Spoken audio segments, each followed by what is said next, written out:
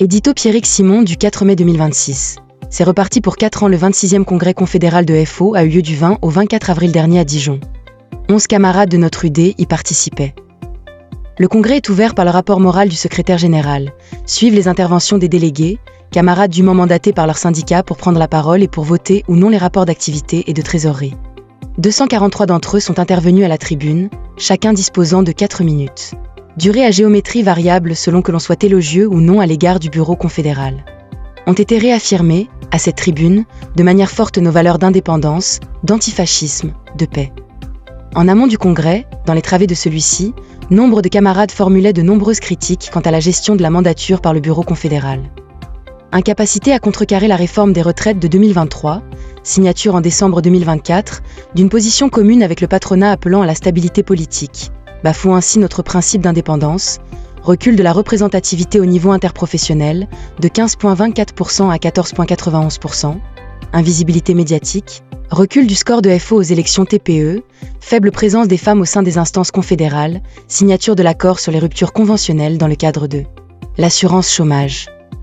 De la parole au geste, il y a plus d'un pas, les rapports d'activité et de trésorerie ayant été adoptés par plus de 80% des suffrages exprimés par les délégués, les résolutions à une très large majorité. Ce 26e congrès aura été celui du renoncement à la libre expression, l'écoute, le respect des délégués. La revendication d'un retour immédiat de la retraite à taux plein à 60 ans après 37,5 années de cotisation. Cette revendication étant de nouveau subordonnée à la réunion des conditions. Conditions dont on ignore tout. Notre rôle est-il d'attendre que les conditions soient réunies ou d'œuvrer concrètement au retour de la retraite à 60 ans à taux plein? Au combat contre l'économie de guerre. Au slogan « De l'argent pour l'hôpital, pas pour les rafales », proposé par une camarade, le secrétaire général a répondu « L'argent doit être pour les deux ». Une solution mathématiquement audacieuse au regard d'une dette française qui ne permet pourtant pas de financer simultanément le front et les soins.